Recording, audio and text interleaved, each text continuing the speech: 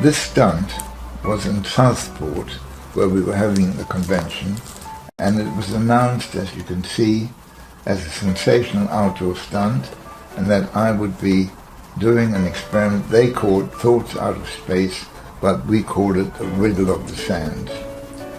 The mayor was a 74-year-old man who had never flown in his life, but I asked him would he be prepared to go in a pleasure flight plane with an open cockpit, and he was a good sport and said yes.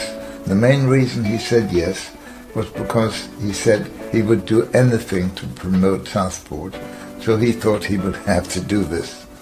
Well, we had a huge assembly in the headquarters hotel, and amongst all those people there was a reporter who wanted to write it up, and the mayor, and I asked each one of them to think of a design from a large clipboard that I gave them.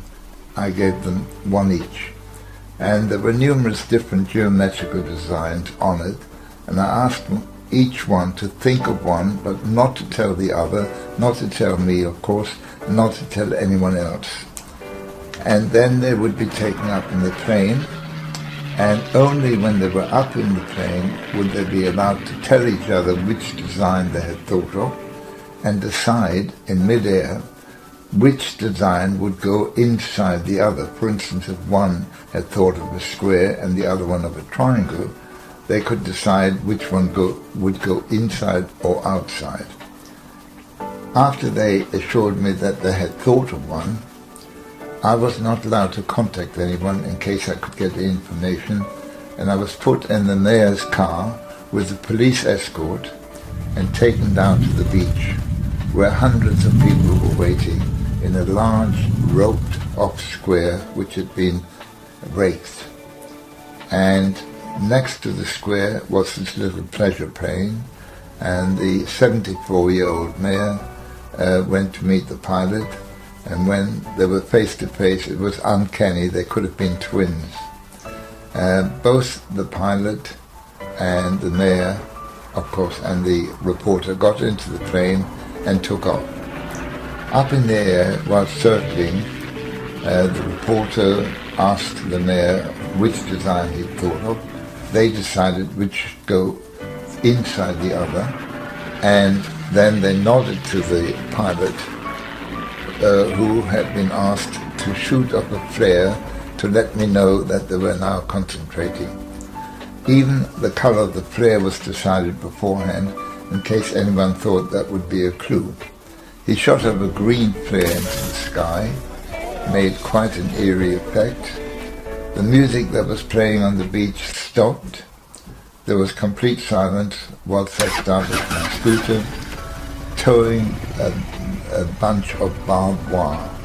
And with that, I circled the area and stretched out a huge circle, and then went inside the circle and stretched in a reverse figure 3.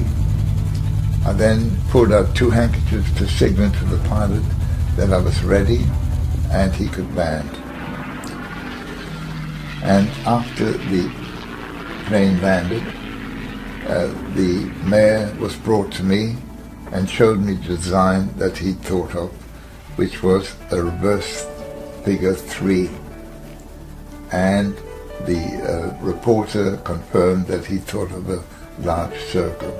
So they had decided to put the reverse 3 inside the circle.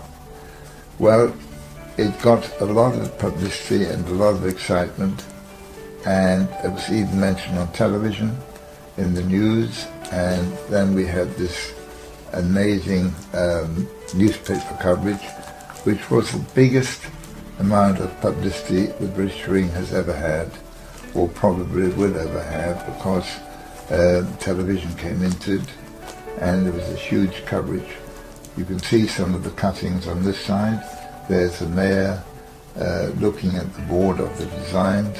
There's the mayor getting into the plane, and there's me on the scooter towing the barbed wire with the plane hovering overhead.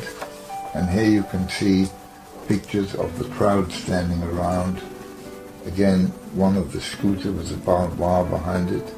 And we had, unusually, an old-fashioned television camera, which was the latest thing at the time, taking the outdoor pictures for television. And here you can see the reversed figure 3 inside the circle with the people standing around. And that was a stunt I did in 1955.